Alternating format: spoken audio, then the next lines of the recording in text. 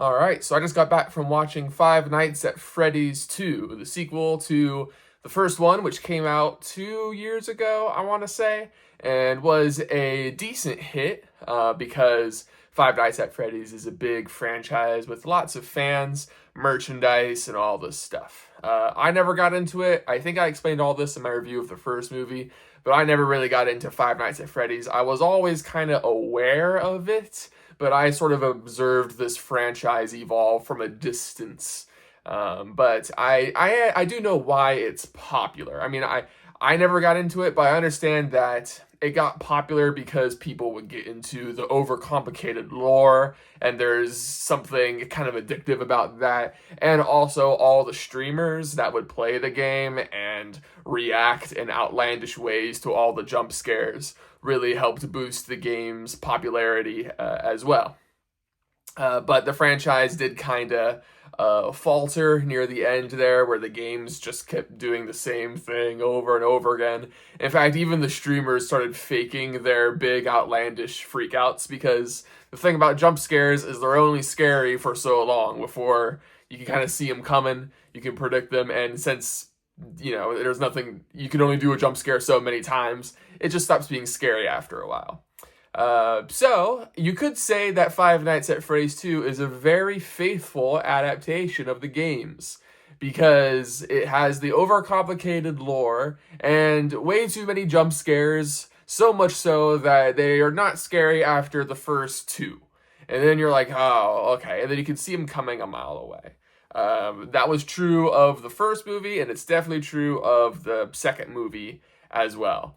I did not like this movie at all. I don't know how much Five Nights at Freddy's fans will like it. I expect this to make a bunch of money because we live in a world where we don't get nice things, and so bad movies are rewarded with a bunch of money just because they're based off of things people like. Looking at you, Minecraft. And I think that's going to be the case here. My theater was packed out. However, there wasn't as much cheering in this movie as there was for the first movie. Now, I might have had a more calm crowd than I did last time, but my theater only really reacted to one Easter egg. Everything else was just dead silent. Just kind of, which is how this whole movie is. If it's not doing cheap jump scares, it seems like the directing and the actors are just kind of going through the motions. It's like they're here because they're being paid to be here, but they don't really care because the script is really bad. Nobody acts like a rational human being. You know how everybody makes fun of Scooby-Doo, where Fred says, "All right, gang, let's split up." And everyone's like, why would we split up? That's a dumb thing to do. That happens in this movie, and they don't even reference it. They just split up like this is some movie from the 1950s or whatever, where we're still inventing horror movies. It's like, okay, this is such a cliche thing to do.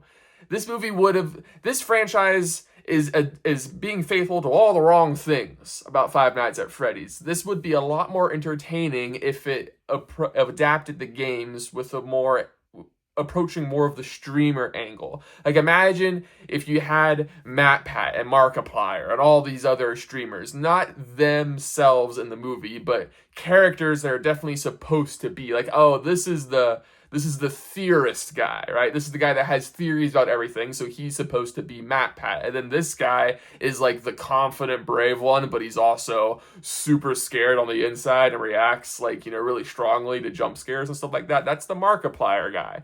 And I feel like if you approached this series like that, with sort of tongue-in-cheek kind of comedy and horror, and because that's kind of what people like about Five Nights at Freddy's, is that you're not supposed to take it seriously. It's goofy. It's stupid, And that's kind of what people like about it. But these movies take themselves way too seriously. Yes, there's comedy, but not enough. It takes itself way too seriously, so the actors are supposed to take it seriously, but the script isn't any good. It's really cliche. Nobody acts like a regular human being, so that comes across weirdly in the performances. The other really bad thing about this movie is that it's basically all set up for a third movie. Especially, it's really obvious in the third act, where the movie ends, and then it doesn't end, and then it ends. And it's just really frustrating me, because now I gotta sit through a third one of these.